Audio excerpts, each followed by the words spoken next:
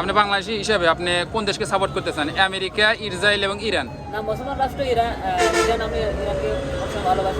ইরানকে সাপোর্ট করতে চান। আপনার জানা মতে কে সেরা নেতা?